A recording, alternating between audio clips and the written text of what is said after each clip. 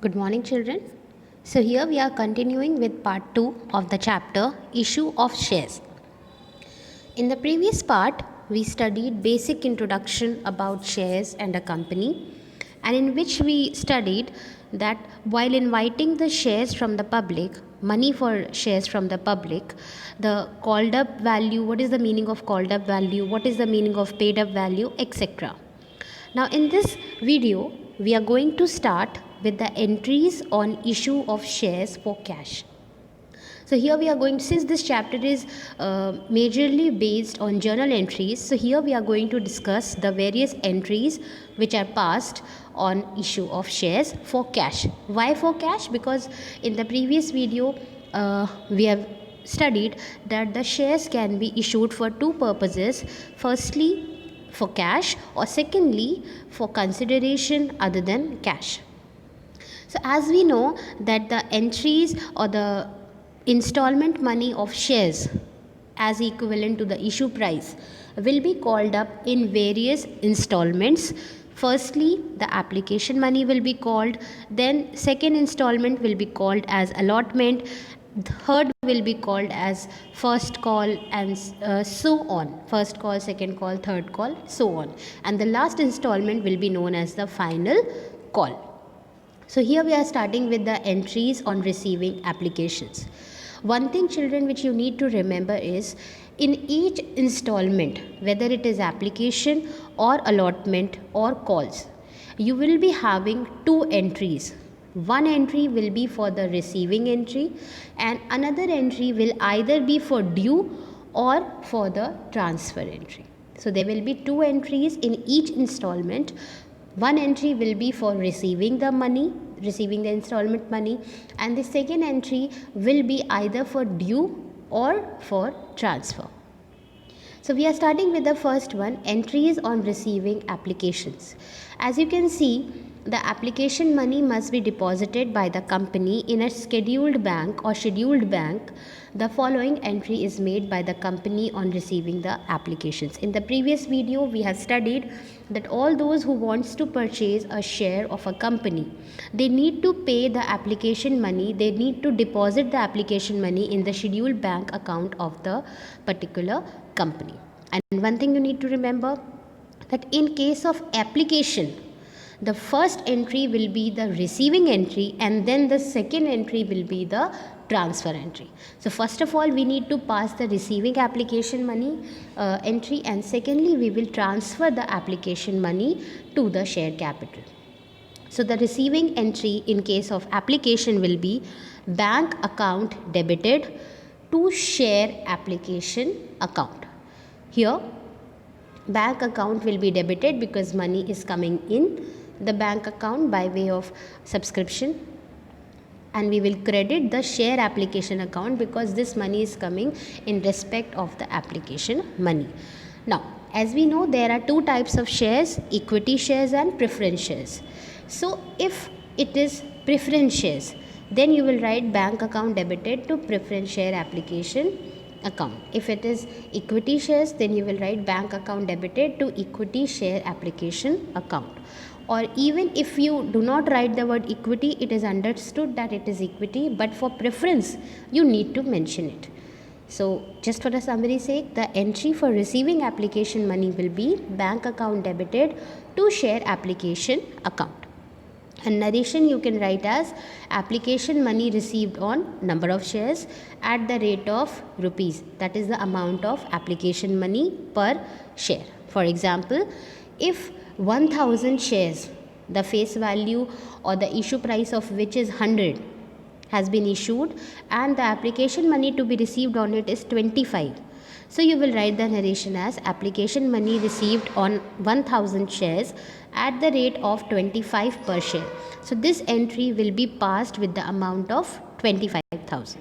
Bank account debited 25,000 to share application account 25,000. Now second point, you can see application money is a part of the share capital of the company, and as such when the directors allot the shares, the share application money is transferred to share capital account. In the previous video we have learned that we prepare only one capital account for the entire number of shares, that is share capital account. So after receiving the application money, it needs to be transferred to the share capital account, and the entry for this transfer will be share application account debited. When we received the application money, we credited share application account, but now when we are transferring it, we'll put the opposite balance for closing it, that we'll debit the share application account. And where are we transferring it? We are transferring it to share capital. So we will credit share capital account because capital balance is increasing because of this application money. The narration can be application money on allotted share transferred to share capital account. Now, one more thing, children, in the previous video we have learned that in case of oversubscription, it is at the company's disposal. Either it can partially allot the shares, or also some part it can totally reject. So only that shares or application money on only those shares will be transferred to share capital which are further allotted by the company, and those shares which are totally rejected, that amount will not be transferred to the share capital account. So the second entry, as you can see in this, sometimes the directors do not allow any shares to some of the applicants. The application money of such applicants is returned to them. The rejected ones are repaid. So in order to repay the amount, the rejected amount, the entry will be share application account debited. Again we are debiting share application because when we received it, we credited. But now since we are returning the amount back, therefore we need to credit share application account. Opposite balance, we will need to debit the share application account, and we will credit bank account because with this rejection, with this repayment, the bank balance is decreasing. The narration can be application money returned on unallotted shares. So these are the entries related to your issue of shares in case of application, the installment of application.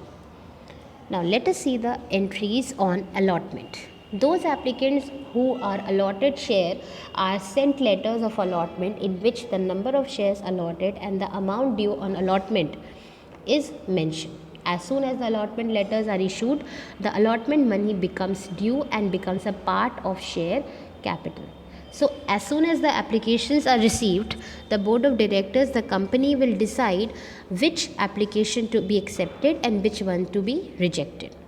Those applicants which are accepted and further allotted the shares, a letter of allotment will be issued in which the number of shares allotted, the amount due on allotment, everything will be mentioned. And as soon as the letter is issued, the allotment money becomes due. The shareholder is liable immediately to pay the allotment amount. And as I told you, there will be two entries each, both in case of application, allotment and calls. The two entries will be one for receiving and one for transfer or due.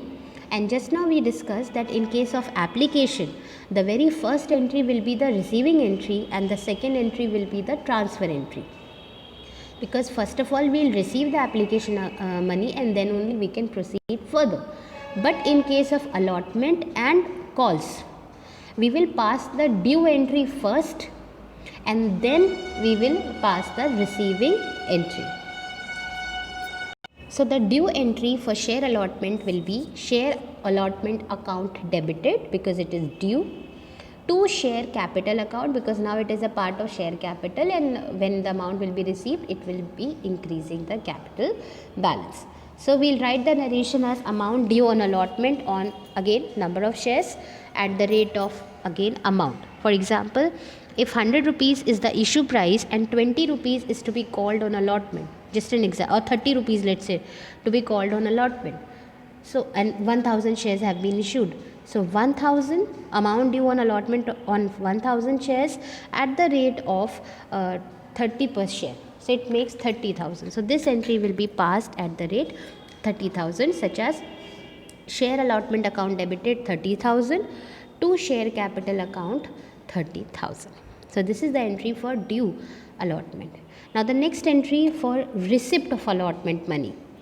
As soon as the money is received, again your bank balance will increase because the amount will be deposited in your bank account. So the entry will be bank account debited to share allotment account. Why we are crediting share allotment? Because when it was due, it was debited. Now it has been received, so we'll put the opposite balance, that means share allotment will be credited. Again the narration will be amount received on allotment on number of shares at the rate of amount of allotment per share.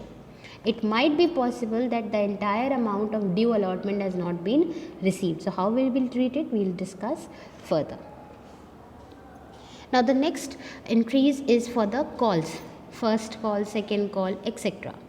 So again in this case also, in case of call money also, we'll first of all we'll pass the due entry, and then secondly we'll pass the receiving entry.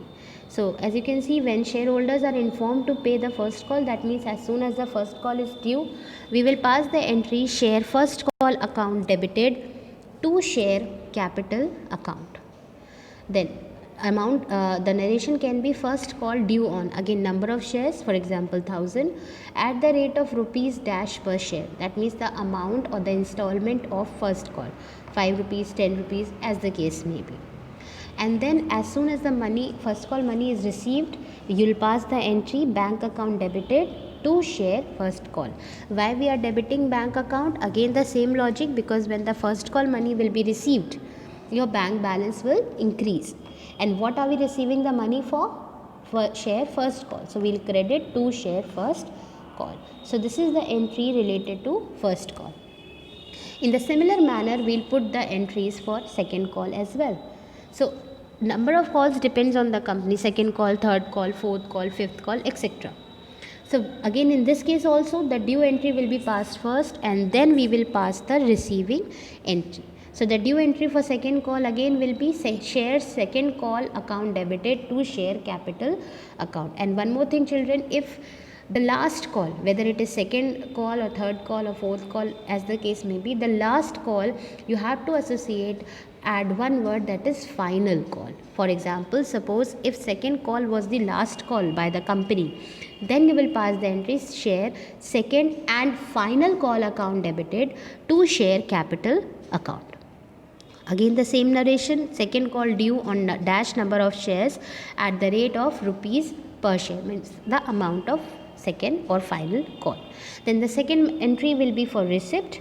Again bank account will be debited because money is coming in to share second call account, because the money is received in this respect. And if second call was the final call, then again receiving entry would look like bank account debited to share second and final call. The relation will be second call money received on dash number of shares at the rate of rupees dash per share, the amount per share. Similarly, entries for other calls may be prepared, third call, fourth call, etc. Now, shares may be issued at par, share may be issued at premium, share may be issued at discount. Now, what does it mean? Shares issued at par. Par here means the face value. Now, you need to understand these topics very nicely, because when you understand these topics nicely, the next chapter, debentures, it becomes easier for you. Now, coming back to the topic, shares issued at par. Par means the face value. So, whenever the shares are issued at face value, the amount printed on shares is equal to the amount at which it is issued. Then it is known as shares issued at par. For example, if face value, when the face value is equal to the issue price of the shares, that means the price at which we are issuing, and face value means the amount printed on the shares. For example, shares of rupees 10 are issued at rupees 10 only, then it is known as shares issued at par, no profit, no loss. Then shares issued at premium, that means when the issue price is more than the face value, the price at which the shares is issued is greater than the amount printed on shares, then it is known as shares issued at premium. As you can see, issue price in this case is greater than the face value. For example, shares of rupees 10 issued at rupees 12. So here 2 rupees excess over and above the face value will be considered as the amount of premium. Here the excess of rupees 2 is the premium amount. How it will be dealt with? that we will discuss later. Then shares may be issued at discount with some restriction. What are the restrictions? We'll discuss further. Now again, as the name suggests, discount, that means here the issue price is less than the face value. The amount at which the shares are issued is less than the amount which is printed on shares. So issue price is less than the face value. For example, shares of rupees 10 may be issued at rupees 7. So here the deficient amount of 3 rupees is the discount amount. Now there are certain points which you need to remember. Many of it we have discussed also. The first point, the entry for receiving share application money is passed first, as we have discussed, and the entry for transferring the application money to share capital account is passed thereafter. This is done because cash is received first and then after allotment is made. Second point, in case of allotment, first call and second call. In all the cases, in case of allotment, first call and second call, the entry for transferring the same amount to share capital account is made first when the resolution is passed, and the entry for receiving money from shareholders is made afterwards, as money from shareholders is received only afterwards.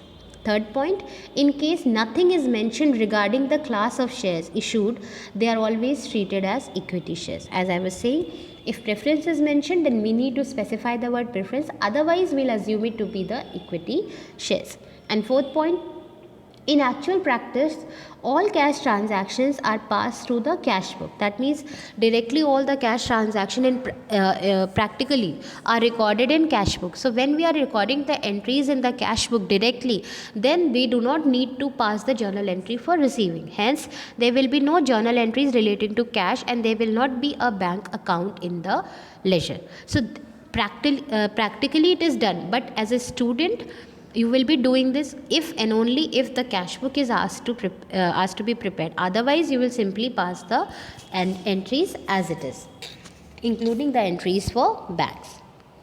Now, as per ISC guidelines, even if, as I was telling in the previous video, even if authorized or issued capital is not given in the question, it has to be shown in the notes to accounts. So this is all about issue of shares. Now the same entries which we have discussed that apply for issue of shares at par, now we are going to start with issue of shares at premium. That means when the issue price is more than the face value. So when a company issues a share at a price which is above its face value, it is said to be issued at premium. For example, if a share of the face value of 10 is issued at 12, the excess amount of 2 will be the premium on share, and there is no legal restriction on issue of shares at a premium. There is no restriction as such. The premium on such issue of shares is a capital profit and not a revenue profit, because this is not a recurring nature item, and as such it must be credited to a separate account called as securities premium reserve account. It must be shown separately in the balance sheet on the equity and liability side under the head reserves and surplus. So any excess amount over and above the face value is treated as the premium, and this premium is, since it is a capital profit, it needs to be transferred to a separate account which is known as securities premium reserve account. And the amount of this account, or the balance of this account in case of balance sheet, will be shown under the heading, or we can say the subheading, reserve and surplus. Now securities premium account versus securities premium reserve account. As we have focused that the amount of premium will be transferred to securities premium reserve account. So what is the difference behind? As per section 52 subsection 1 of the Companies Act 2013, the amount of premium received should be credited to securities premium account, whereas Schedule 3rd of the Companies Act 2013 has given the head securities premium reserve. Student may use either of the two terms while making the journal entry. So whether you write securities premium account or you write securities premium reserve account, it makes no difference for you students. Now under section 52 subsection 2, this section is very important. It may be asked for the theoretical or conceptual questions.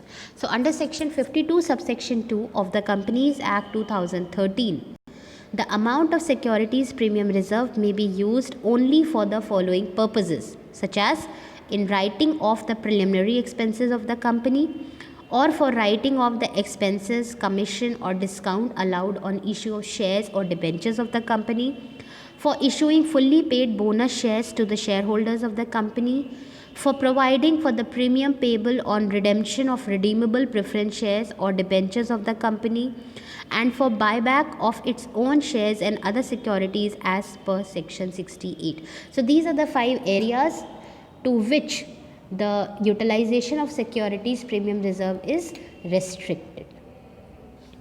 So I hope this is clear to you, children. Now we are moving further. Accounting entries for the amount of securities premium. How will you record the securities premium when the shares are issued at premium? The amount of securities premium may be charged by the company on application or on allotment or even with the calls. So the company can ask the excess amount of premium at any installment, whether it can ask at the time of application itself or allotment or calls, depending. But if nothing is mentioned in the question, it will be assumed that it is called up at the time of allotment. It is due on allotment.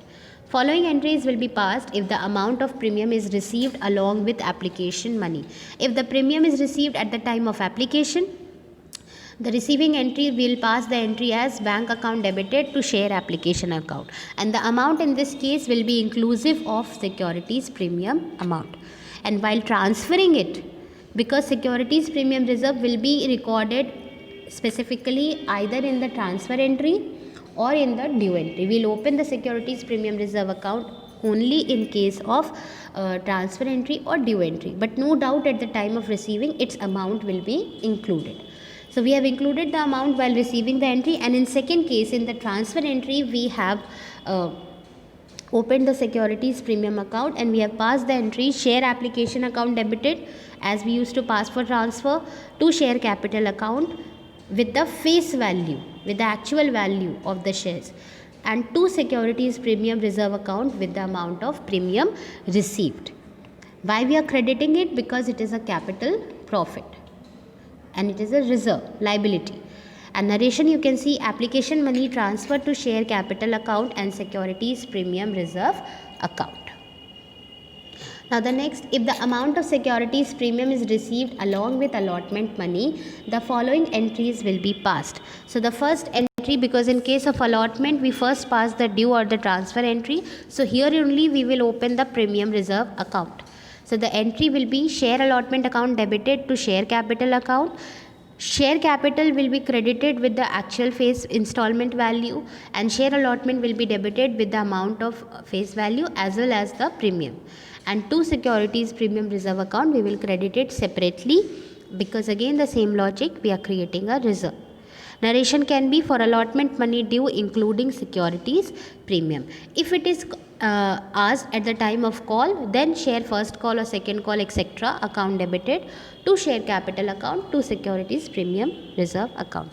And when the amount is received, when allotment money or call money is received, we will pass the entry bank account debited with the amount inclusive of the premium to share allotment account. Allotment money received including securities premium. Now one note is given, as you can see. Normally it is mentioned in the question as to when the securities premium is receivable. That is, either it is payable on application or on allotment or on calls. In the absence of any information, it is assumed that the securities premium is due along with the allotment money, as we were discussing. Now these are the entries related to premium. Now issue of shares at a discount. I was already telling you that shares can be issued at a discount, but with number of restrictions. So as you can read, when a share is issued at a price which is less than its face value, it is said to have that it has been issued at a discount. For example, if a share of the nominal value or the face value is 100 and it is issued at 95, so the 5 rupees, deficient 5 rupees is considered to be the discount. It is said to have been issued at a discount of 5%. Prohibition on issue of shares at a discount. As per Section 53 of Companies Act 2013, companies would no longer be permitted to issue shares at a discount. The only shares that could be issued at a discount are sweat equity, wherein shares are issued to employees or directors in lieu of their services under Section 54 of 2013 Act. So that means, according to this Section 54 and Section 53, now the shares cannot be issued at discount. It can be issued at discount only and only in case of sweat equity shares, which are basically issued to the existing employees and directors in respect of their services. Now, the undersubscription of shares. Undersubscription of shares means when we have issued the number of shares more, but the amount of subscribed share is less. So this is known as undersubscription of shares. In such a case, it is very easy to solve. Whatever amount we will be recording, whatever amount we will be calculating, we will calculate it on the basis of number of subscribed shares, and we will have nothing to do with the issued shares. As you can see, sometimes number of shares applied for by the public is less than the number of shares offered by the company. Such an issue is said to be undersubscribed. In such a case, the accounting entries are made on the basis of the number of shares applied for, or we can say subscribed. So these are the entries related to issue of shares for cash. Now we are starting issue of shares for consideration other than cash. That means the purpose behind issuing shares is not to receive cash but some other purpose. For example, it is not necessary to issue the shares only for cash. A company may issue fully paid shares for consideration other than cash in the following circumstances. Number 1, issue of shares to the promoters. Promoters basically are the ones or the institutions who help in setting up a company. So promoters of a company may be issued shares in the company for the services rendered by them. So the help, the services which they have given as a promoter to set up a company, in return of their services, either rather than paying the cash, the company can issue shares. So the entry in this case will be incorporation cost or formation expenses account debited. We'll use these two words, incorporation cost or formation expenses account debited. This will be debited. Why? Because it is an expense for the company. To share capital account, because when the shares are issued, no doubt it is issued for consideration other than cash, but ultimately it will increase your share capital. It will not be called up in installment or anything, because the money is not called altogether. It is just paid in return of their services. So we'll pass the entry incorporation cost or formation expenses account debited to share capital account. This is the entry for issuing shares to the promoters. Now the shares might also be issued to the underwriters. Basically, underwriters are the parties who help you or who give a guarantee sort of thing, that if in case the public doesn't subscribe the minimum subscription, they will be subscribing it, and for this service they also charge some amount of commission, which is known as underwriting commission.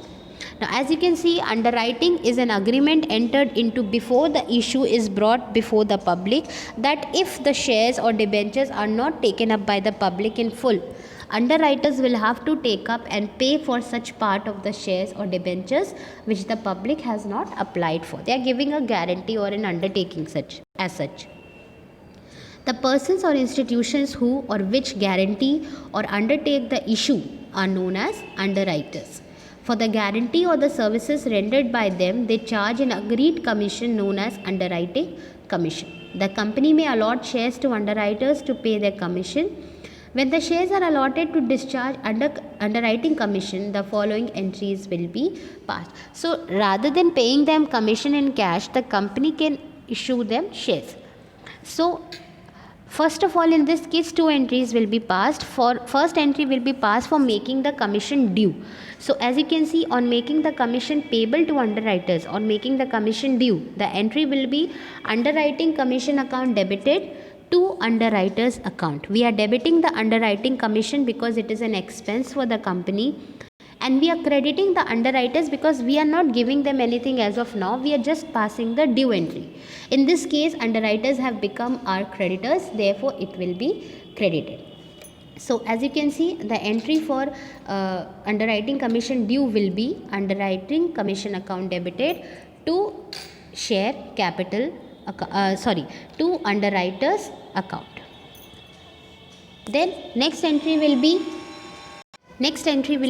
on payment of commission in the form of shares. Now since we have already passed the due entry, underwriters were our creditors. Now since we are paying them, so we need to close their account, for which we will debit underwriters account and we will credit share capital account, again with the same logic that we are issuing the shares. No doubt we will not receive any cash in return, but ultimately our share capital will increase. So the entry will be underwriters account debited to share capital account. The narration will be allotment of shares to underwriters for the commission due to them. And the third case for issue of shares for consideration other than cash can be issue of shares to the vendors. That means when a company purchases any asset or anything from a party, so instead of paying them, the company can issue shares. So those people are known as vendors. Sometimes a company purchases some assets, instead of making the payment to the vendors in the form of cash, it issues fully paid shares to the vendors. Fully paid shares here means that at one go, no installment will be asked on this. This is already paid up. Following journal entries are made for this purpose. So the first entry you will pass for the purchase of asset, simple entry as you have we have learned in class 11th. Sundry assets account debited to vendors account. If the name of the asset or vendor is given, it will be specified. And then the second entry will be passed for the issue of shares to the vendors as a payment. So when the shares are issued to vendors, we are debiting vendors account because when we purchased the asset from them on credit, they became the creditors, so they were credited.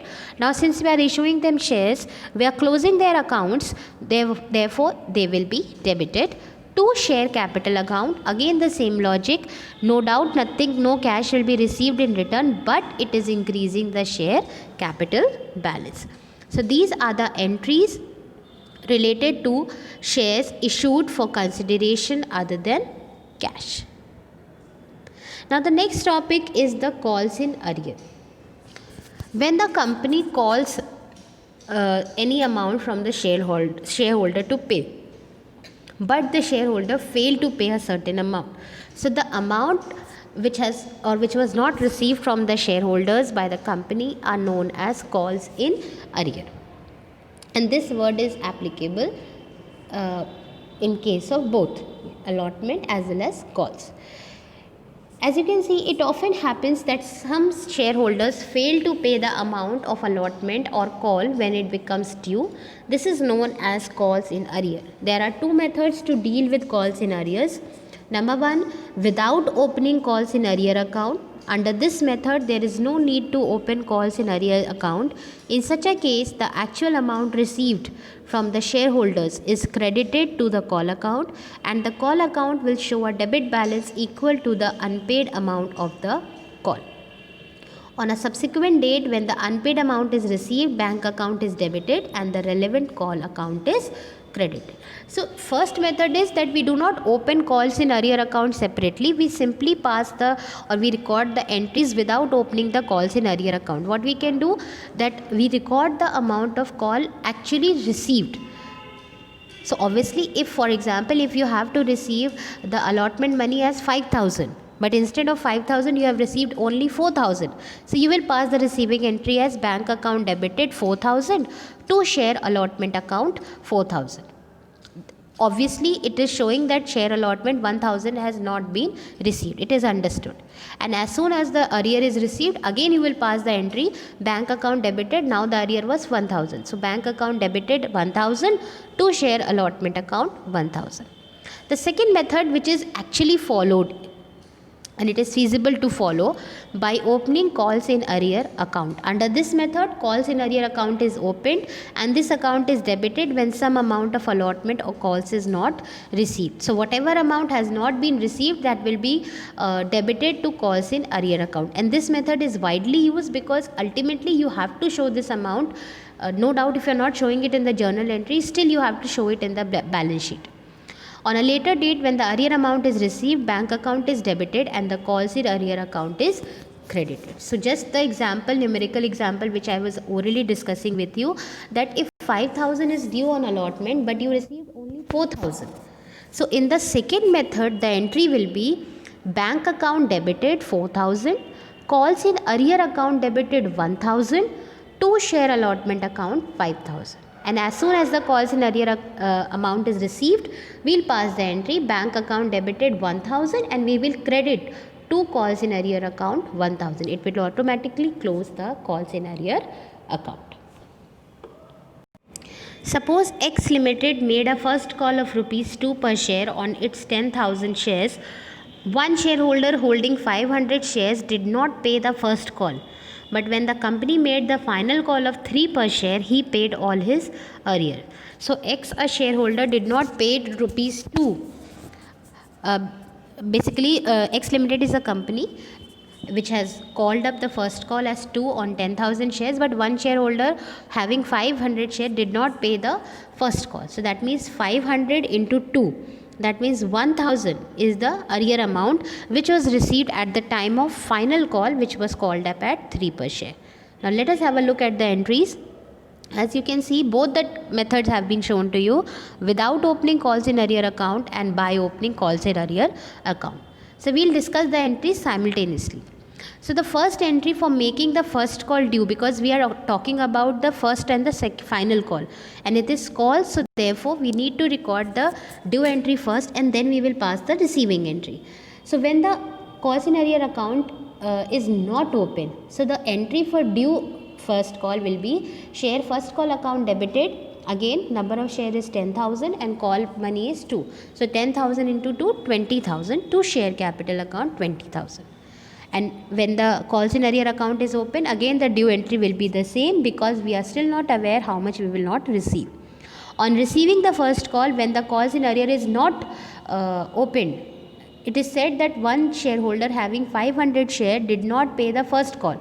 That means 2 rupees and 500, 1,000 was not received. So actually it was received 19,000.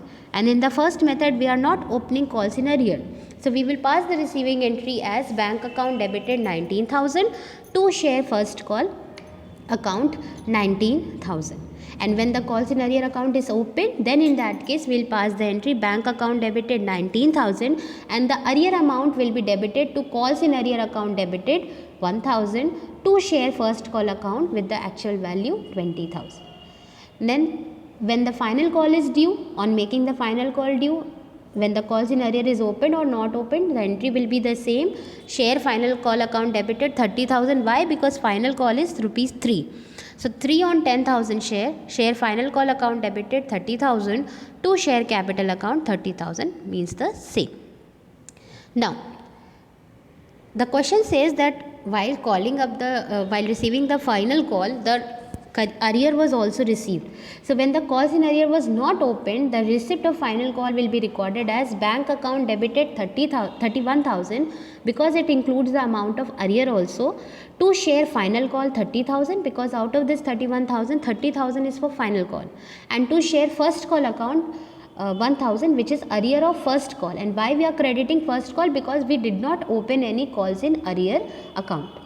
But when we open calls in arrear account, we will pass the entry bank account debited 31,000 to share final account 30,000 and to calls in arrear account 1,000, because we have already opened calls in arrear account. So this was the entries related to calls in arrear account. Now the note. Whether the calls in arrear account is opened or not, the amount of calls in arrear is shown as a deduction from the amount of subscribed but not fully paid capital on the equity and liabilities side of the balance sheet. So this is the reason why I was saying it is feasible to open calls in arrear account, because you have to show it under the heading. In case of balance sheet, it will be shown as a deduction from the amount of subscribed but not fully paid capital on the equity and liabilities side of the balance sheet. This account is closed when the amount of arrear is received or the relevant shares are forfeited, that means cancelled. Now calls paid in advance. Sometimes it happens that some shareholders might pay the call money before it was called up in advance. Maybe the company has called only the allotment money till now, but few shareholders have already paid the first call money as well. So the amount received of first call at the time of allotment will be termed as amount or call in advance. So as you can see, a shareholder may sometimes pay a part or whole of the amount not yet called upon his shares in order to save himself the trouble of paying different calls at different times. Rather than paying at different times, maybe some shareholder might resort to paying the entire amount at once. Thus, the amount of future calls is received in advance by the company according to Section 50 of the Companies Act 2013. Such amount of calls in advance can be accepted by the company only when it is so authorized by its articles of association. So that means the rule says that the company cannot just simply accept it. It has to be mentioned in the articles of association. It has to be authorized in the articles of association. Only then it can be accepted. When the amount of calls in advance is received, it is credited to a newly opened account known as calls in advance account. And here it is no option whether to open or not. You have to open calls in advance account when the calls are received in advance. The entry will be bank account debited because money is being received, to calls in advance because you are receiving the money in advance. It is a liability for you. Calls in advance account is shown on the equity and liability side of the balance sheet under the main head current liability. So where do you show calls in advance account? You show under the main head current liability, and the subheading is the other current liability. So while preparing the balance sheet, it will be a part of current liability, and in notes to accounts it will be a part of other current liabilities. In future, when the call is made by the directors, when ultimately the time of the call comes, the following entry will be passed. Share call account debited, that means the amount or the time, the type of call on which is this, it should be paid actually. Share call account debited to share capital account including the actual value when the amount becomes due on call on all shares including those on which call has been received in advance. And second entry, while adjusting the advance payment, bank account debited with the amount actually received, because advance is already received. Suppose if 10,000 was to be received on first call, out of which 2,000 was already received. So just now you will receive only 8,000. So you will debit the bank account with 8,000. Calls in advance account debited with the amount of call received in advance, that is 2,000 beforehand, to share call account with the total amount of 10,000. That is calls in advance will be adjusted. So I hope the topics discussed in this video is clear to you children. These are very, very important topics which will help you in solving the questions. Now this is the assignment. Based on this part, you have to write the entries on issue of shares for cash. You have to pass the entries for issue of shares at par, at premium and at discount. Then for this you can take the help of, you can pass these entries. Then these are the entries on allotment, on first call, on second call. Second question is, give the provisions of section 52 subsection 2 of the Companies Act 2013 with regard to securities premium. So for this you will write the answer as this one. Then the next question is, give the accounting entries for the amount of securities premium. So for this you will write the entries as these. Then the next question is, list the shares which can be issued at a discount. For this you can write that sweat equity shares are the only shares which can be issued at a discount. Next question is, give the journal entries for issue of shares for consideration other than cash in respect of promoters, underwriters and vendors. For this you can write the answer, write the entries as, these entries you can write as an answer: issue of shares to promoters, issue of shares to underwriters for the commission due and actual payment, and issue of shares to vendors. Then the last question is, give the journal entries for calls in arrears and calls in advance. So for this you can write the answer as, For calls in arrear, as an answer to this question, you can take the help of these entries without opening calls in arrear account, for making calls due and receipt of call, and by opening calls in arrear account for making calls due and receipt of calls. And in case of passing the entries for calls in advance, you can write the entries as for receiving the advance amount, this one, and then for the adjustment of calls in advance received. So these are the entries related to calls in arrears and calls in advance. In your copies, children, I hope the topics discussed here in this video and the previous video is clear to you. Just go through the video once again. This was and the last part as well. Revise all the terms, all the entries, everything very nicely, especially with the logic, because these are the points which are going to help you when you solve the full-fledged question on issue of shares. And obviously this chapter is very, very important. Do complete all the written work, revise the entries, revise all the work. Thank you, children. Take care.